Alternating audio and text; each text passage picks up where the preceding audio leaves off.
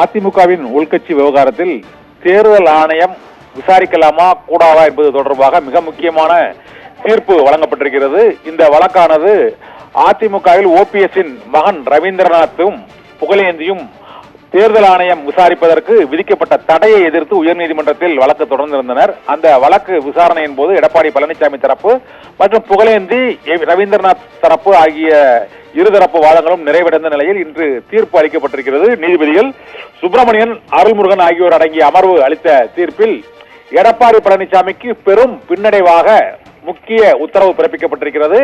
அதில் அதிமுகவின் உள்கட்சி விவகாரத்தை தேர்தல் ஆணையம் விசாரிக்கலாம் என்ற மிக முக்கியமான உத்தரவை பிறப்பித்திருக்கிறது. இதன் மூலமாக இரட்டை இலை சின்னம் தொடர்பாக முடிவெடுப்பது, அதிமுகவின் பொதுச் செயலாளர் பதவியில் எடப்பாடி பழனிசாமி நீடிக்கலாமா கூடாதா என்பது குறித்தும் தேர்தல் ஆணையமே முடிவெடுக்கலாம் என்ற மிக முக்கியமான உத்தரவை சென்னை உயர்நீதிமன்றம் பிறப்பித்திருக்கிறது.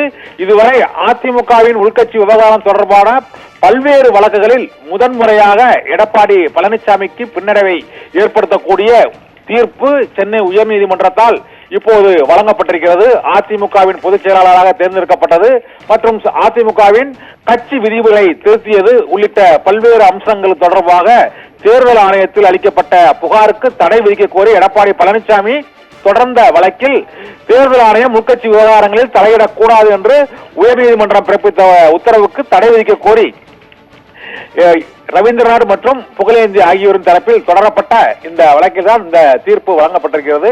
இதனால் அதிமுகவின் உள்கட்சி விவகாரத்தை தேர்தல் ஆணையமே விசாரித்து முடிவெடுக்கக்கூடிய நிலை ஏற்பட்டிருக்கிறது. 2026ஆம் ஆண்டு சட்டமன்ற தேர்தல் நெருங்கி வரக்கூடிய சூழ்நிலையில் அதிமுகவின் உள்கட்சி விவகாரத்தில் தேர்தல் ஆணையம் விசாரிக்கலாம் என்ற தீர்ப்பு வழங்கப்பட்டிருப்பதால் இரட்டை இலை சின்னத்தை யார் வைத்துக் கொள்ளலாம் என்பது தொடர்பாக முடிவெடுக்கும் அதிகாரம் இப்போது தேர்தல் ஆணையத்தின் கையில் சென்றிருக்கிறது.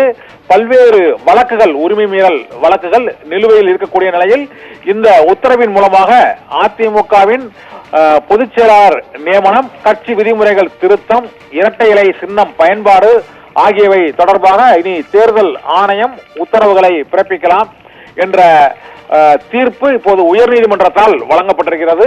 இதுவரை அதிமுகவின் உள்கட்சி விவகாரத்தில் பல்வேறு வழக்குகள் தொடரப்பட்ட சூழ்நிலையில் அது கீழமை நீதிமன்றங்கள், உயர்நீதிமன்றங்கள், உச்ச நீதிமன்றங்கள், தேர்தல் ஆணையம் ஆகியவற்றில் தொடரப்பட்ட பல்வேறு வழக்குகளில் இப்போது தேர்தல் ஆணையத்திற்கு அதிகாரம் இருக்கிறது. ஒரு அரசியல் கட்சியின் உள் விவகாரத்தில் தலையிட்டு உத்தரவுகளை பிறப்பிப்பதற்கு அந்த தேர்தல் ஆணையத்துக்கு அதிகாரம் இருப்பதை உறுதி செய்து சென்னை உயர்நீதிமன்றம் தீர்ப்பு வழங்கியிருக்கிறது. உயர்நீதிமன்ற நீதிபதிகள் ஆர் சுப்பிரமணியம், ஜி அருள்முருகன் ஆகியோர் அடங்கிய அமர்வு அளித்துள்ள இந்த தீர்ப்பு மூலமாக இரட்டை இலை சின்னம் தொடர்பாக தேர்தல் ஆணையம் முடிவெடுப்பதற்கான இந்த வாய்ப்பு தற்போது பிரகாசம் அடைந்திருக்கிறது. இதனால் வரும் சட்டமன்ற பொதுத் தேர்தலில் இரட்டை இலை சின்னத்தை பயன்படுத்துவது, அதிமுகவின் பொதுச் செயலாளராக எடப்பாடி பழனிசாமி நீடிப்பது உள்ளிட்ட அம்சங்கள் குறித்து தேர்தல் ஆணையம் முடிவெடுக்கும். இந்த வழக்கு விசாரணையின் போது 61 சட்டமன்ற உறுப்பினர்களின் ஆதரவு தங்களுக்கு இருக்கிறது. 40க்கும் மேற்பட்ட மாவட்ட செயலாளர்களின் ஆதரவு எங்களுக்கு இருக்கிறது. பொதுக்குழு உறுப்பினர்களின் ஆதரவு எங்களுக்கு இருப்பதால் கட்சியும் எங்களுக்கே சொந்தம். இந்த வழக்கை தொடர்ந்த புகழேந்தி, ரவீந்திரநாத் ஆகியோர் கட்சியை விட்டு நீக்கப்பட்டவர் என்று இபிஎஸ் தரப்பில் வாதிடப்பட்டது. ஆனால் அந்த வாதங்கள் செல்லுபடி ஆகவில்லை. அதிமுக உள்கட்சி விவகாரம் தொடர்பாக தேர்தல் ஆணையம் விசாரிப்பதற்கு விதிக்கப்பட்ட தடையை நீக்கி சென்னை உயர்நீதிமன்றம் உத்தரவிட்டிருக்கிறது. இரட்டை இலை சின்னம் தொடர்பாகவும் தேர்தல் ஆணையமே விசாரிக்கலாம் என்ற உத்தரவையும் சென்னை உயர்நீதிமன்றம் பிறப்பித்திருக்கிறது. தேர்தல் ஆணையம் தலையிட அதிகாரம் இல்லை என்று எடப்பாடி பழனிசாமி தொடர்ந்த அந்த மனு, அவர் பெற்ற உத்தரவு ஆகியவை நிராகரிக்கப்பட்டிருக்கிறது. தேர்தல் ஆணையத்திற்கு விதிக்கப்பட்ட தடையை நீக்கி நீதிபதிகள் ஆர் சுப்பிரமணியம், ஜி அருள்முருகன் ஆகியோர் வழங்கிய தீர்ப்பால் அதிமுகவின் உள்கட்சி பிரச்சனை மீண்டும் ஒரு புதிய பிரளயத்தை ஏற்படுத்தக்கூடிய அளவுக்கு இந்த தீர்ப்பு வழங்கப்பட்டிருக்கிறது.